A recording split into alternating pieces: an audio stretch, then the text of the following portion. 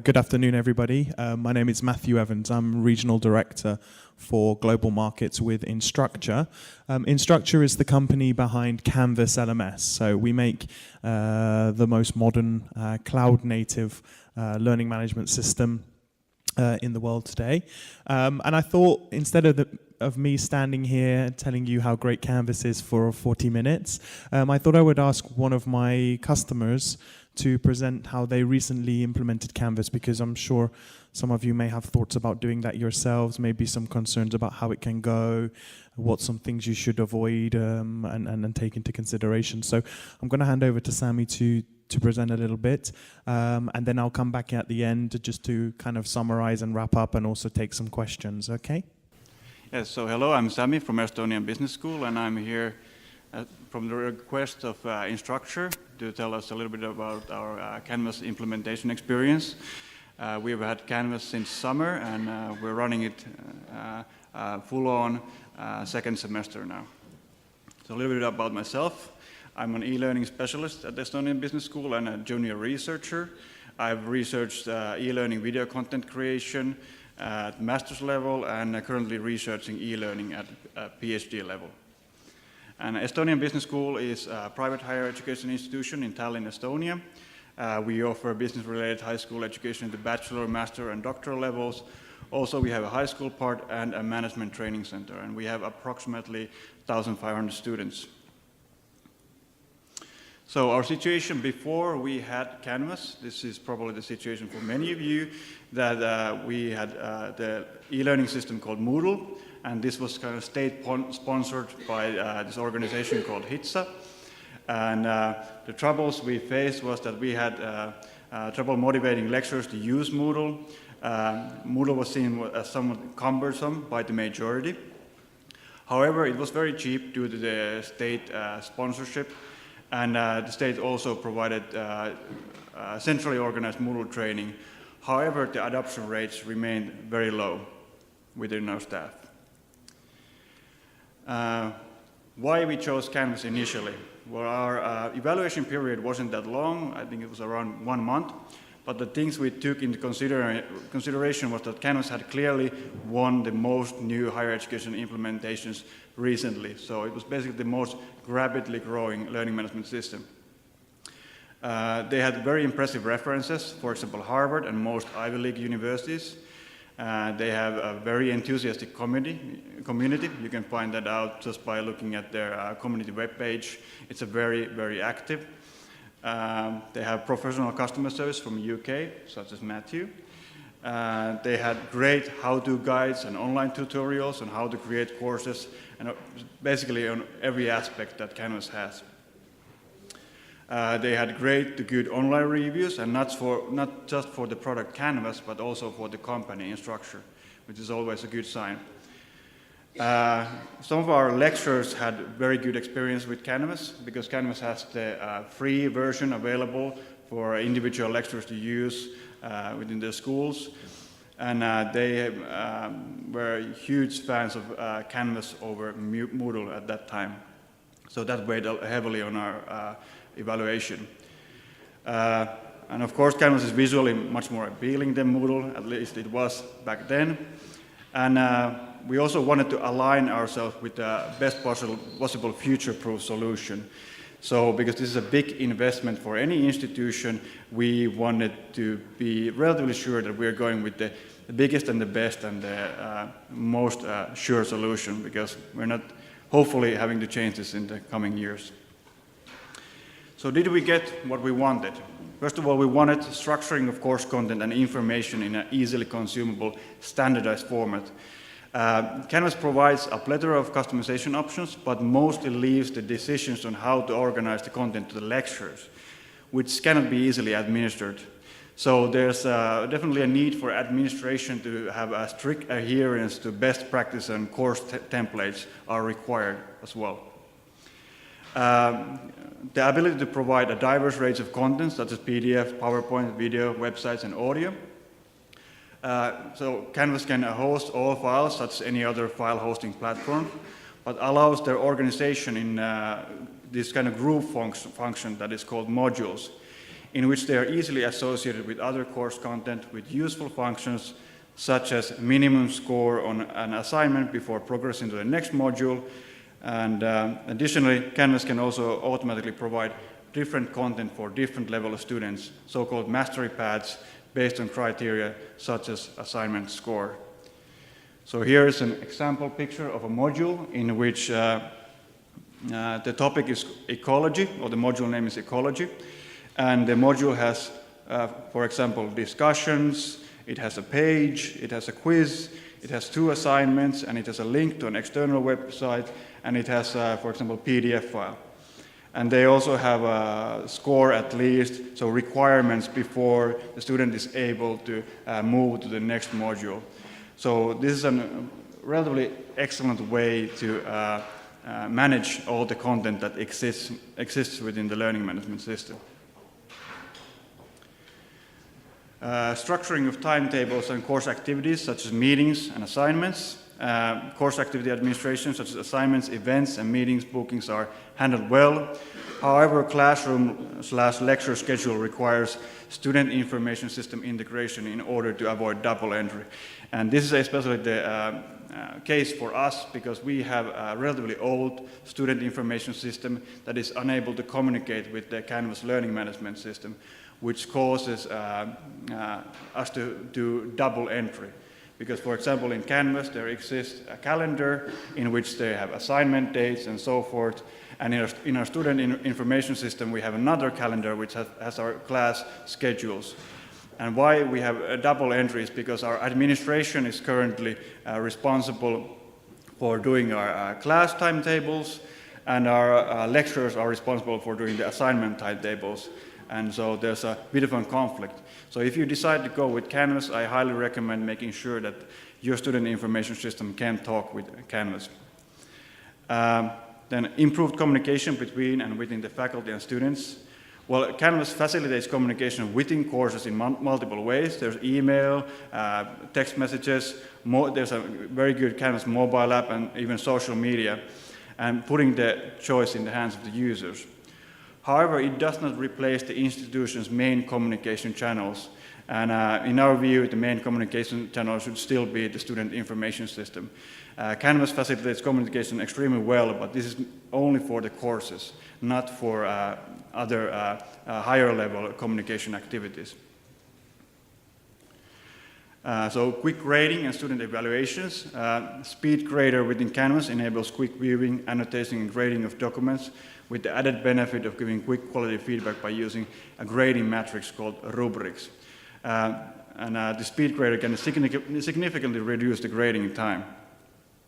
So how does Speed Grader look like? On the left-hand side, you'll see a document that has been sent by the student. This can be an assignment. It can be a doc file, docx file, PowerPoint, whatever the students might need to use. On the left-hand side, you can see the different document types that Speed Grader supports. And when the Speed Grader is open, the lecturer can evaluate the student assignment by doing highlighting, making all kinds of comments to specific parts, annotations, and they can leave comments by text, and they can also leave video comments. And how the rubrics can be used to actually give a grade to the assignment is by simply choosing different sections within the grading matrix based on certain criteria. For example, there's a creative part in which the student got 3 out of 5 points. That's one slot in the grading rubric, and so forth. So the specific criteria, it's extremely fast to click on certain parts and how you evaluate the assignment.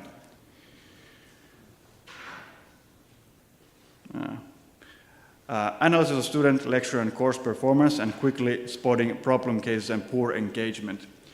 I'd say currently Canvas provides basic analytics at course, quiz, and account level that is sufficient. It's sufficient for basic analytics. However, there's Analytics 2.0 around the corner, which is estimated to become available at Q4 2014.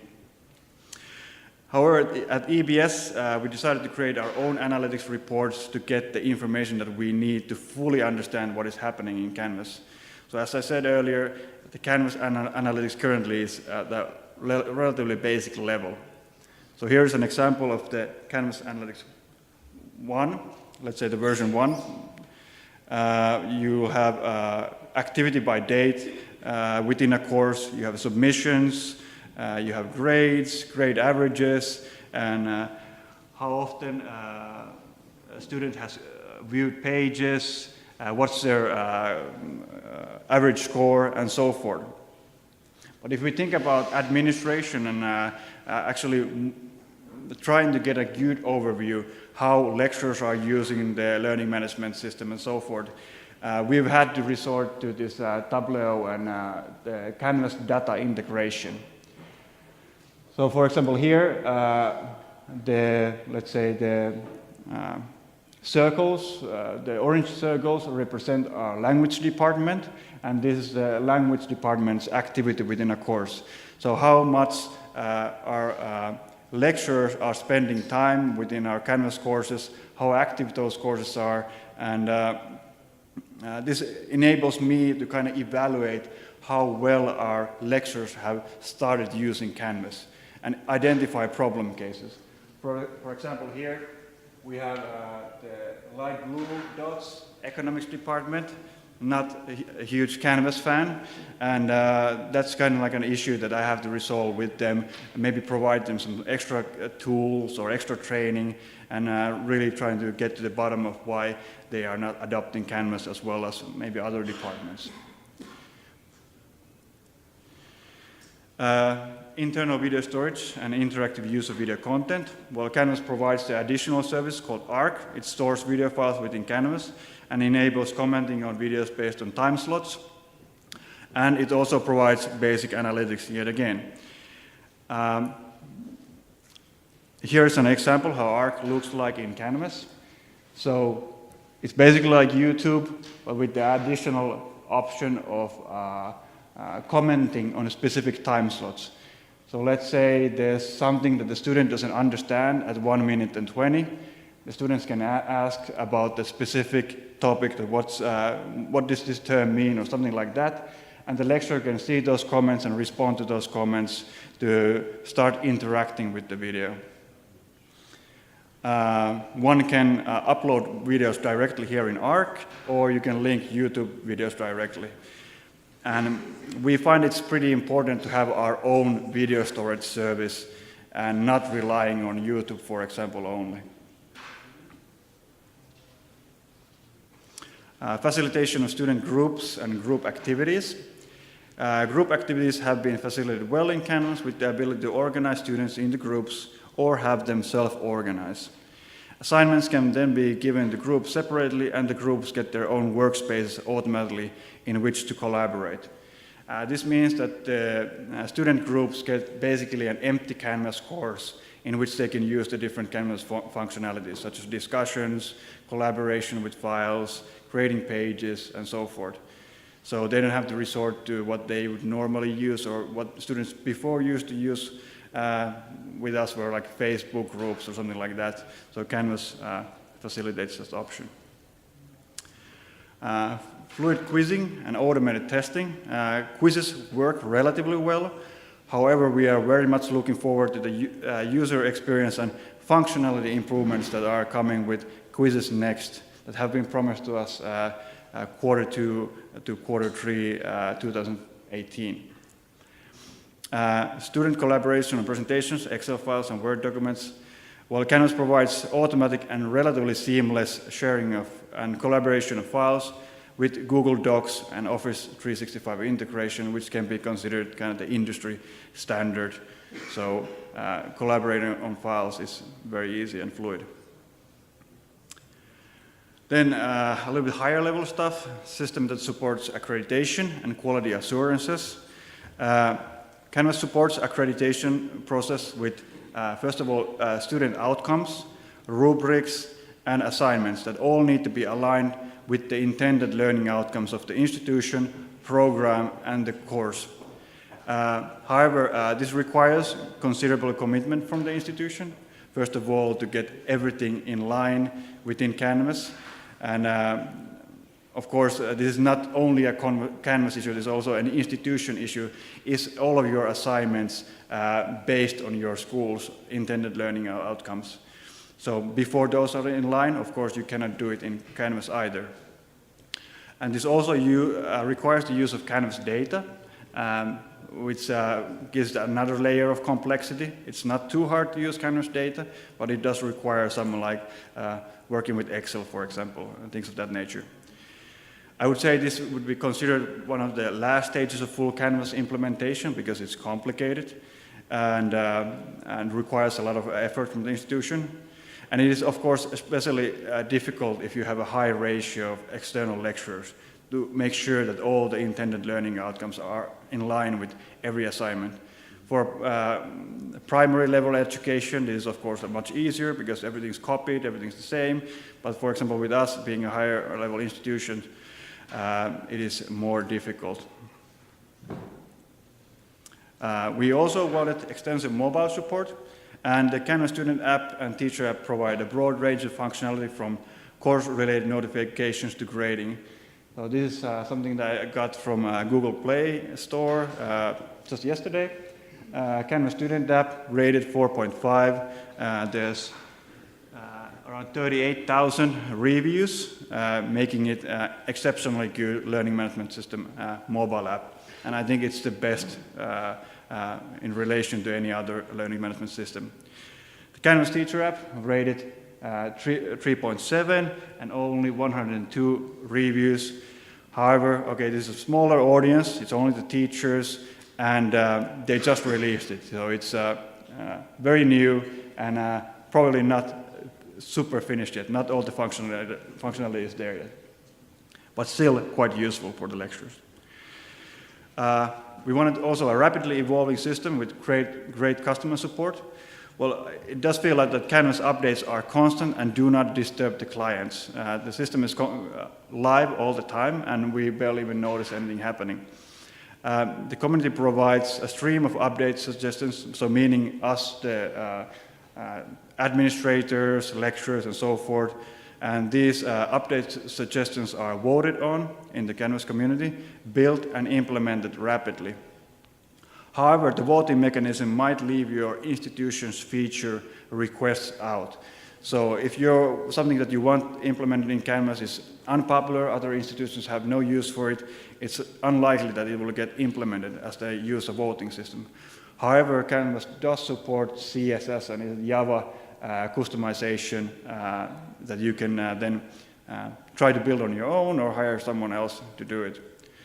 The customer support is professional and responses are fast. So here's an example of the Canvas development website. Here you can see that they are, for example, currently working on the Analytics 2 that I mentioned earlier. They're also working on the Quizzes Next that I mentioned earlier. And they are very open about what they're working on and what's in the development phase, what's in the beta phase, and what has been completed. For example, they have completed almost 280 requests, and so institutions have the option of being in the beta testing if they so choose. And as an administrator, in the admin view, this is in Canvas, I can decide what features I want to leave out and what do I want to have active. So we have also this testing environment of Canvas in which we can test these features and then decide should we activate in the live Canvas. So it's a very fluid, very seamless experience of getting new features and making sure that they work. And now I'm going to give the stage to Matthew. Thank you, Sami. So I hope that was useful for everybody rather than me kind of taking the full 40 minutes and telling you how great Canvas is. But I will just summarize by explaining a few reasons why Canvas is different and why you might like to consider it as a viable option. So firstly, we look at the things that are kind of behind what we do at Instructure in our development and why we build the products in the way that we do. And there are a few kind of values that we hold true.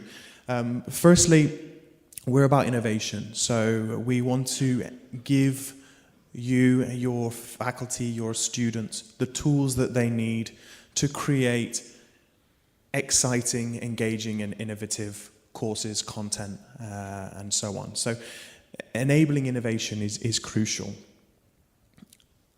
Secondly, tying everything back to outcomes. It's what drives everything that we do. It's how we're measured, and so everything that you do needs to have a way of measuring that. And so having that kind of as part of the thought process behind everything that we build also enables that you will have that tracking whenever you need it. We want to make learning visible.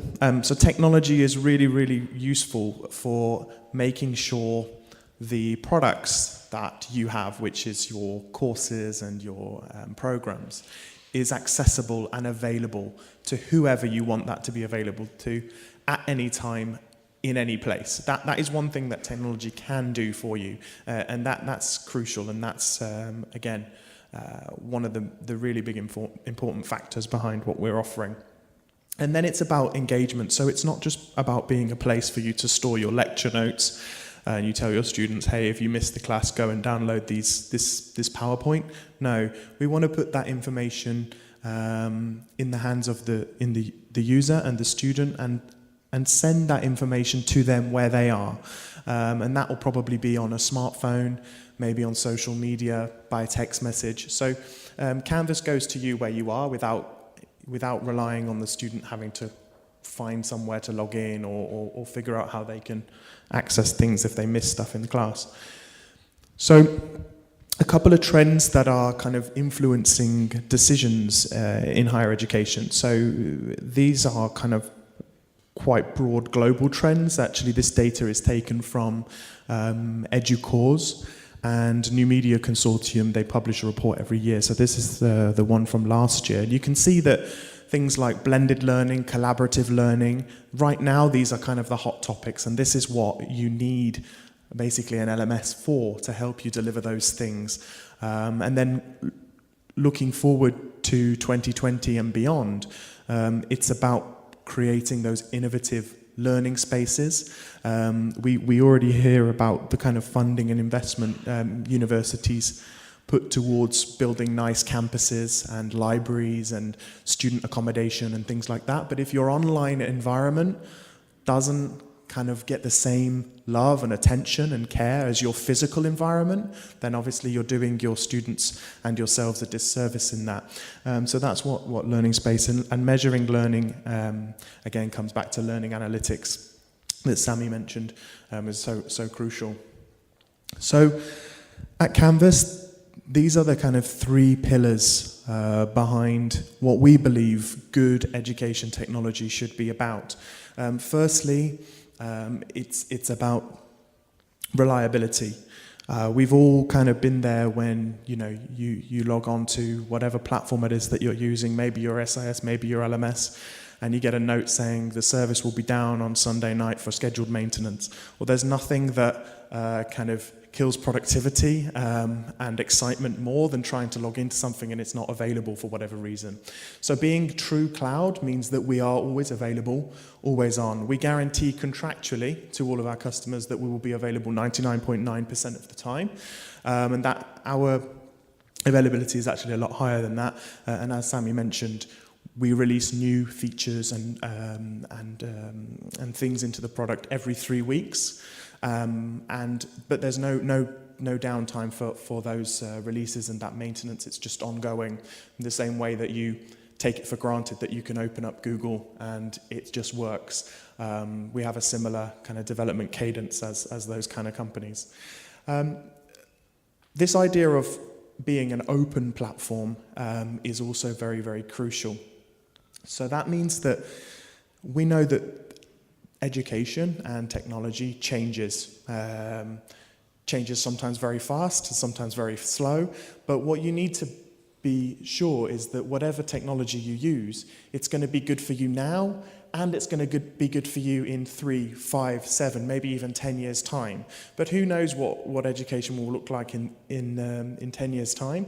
So the way that we kind of help institutions future-proof is by ensuring that whatever happens, you will be able to integrate, embed, and partner with the best technology platforms that are out there, and it will work with your LMS. So integration is crucial, and that's what I mean by open platform, the ability to adapt the environment to whatever your needs are and as they change. And then thirdly, but probably the most importantly, it has to be easy to use. Nobody has time to grapple and learn a difficult system. Your students aren't going to bother. Your faculty certainly won't bother. Some of you might already be using other systems and other learning management systems, and maybe they're being well utilized, maybe they're not being well utilized, but you can never have something that's too easy to use. So adaptability is crucial.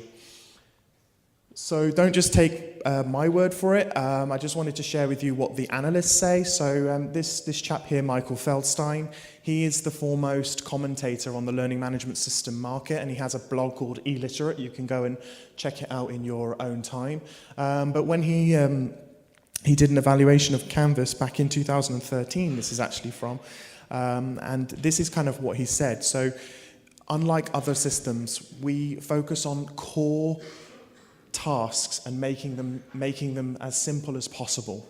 So things from uploading an assignment, adding a rubric to something, grading something, watching a video on your mobile. These kind of things are core tasks, and we want to make them as easy and as simple as possible, removing the clutter and making the design of the LMS as simple and as seamless as possible. So it really is what we try to do. Also from Fieldstein's blog, there's a little bit more data and some information I wanted to share with you. So this funky looking circle here shows you on the left where institutions start from in terms of what LMS system they use and where they move to when they go through an evaluation. And this is taken from a highly saturated market like the United States. Okay, so this is data from last year. So 77% of institutions in the United States who undertook an evaluation moved to Canvas. And we have a similar basically data for Europe, because we know this is not the United States. So let's have a think about Europe. I don't have data obviously specifically for Poland, but this just gives you an idea of what's happening globally. So this shows you over the last sort of 15 years what's been happening in the LMS space. But if we look at last year in particular, in Europe, Latin America and Oceania, 67% of new LMS implementations were on Canvas. So we are definitely seeing a global shift towards easy-to-use modern cloud technology. So basically, if you partner with us, you'll definitely be in good hands. So what I encourage you all to do is give Canvas a try. You can. There is a free trial on our website that you can sign up for, and you can also contact myself if you have any questions, as well as speak to, of course, PCG and Avista if you're looking at starting a project and how we can maybe work together on bringing some e-learning innovation to your institutions.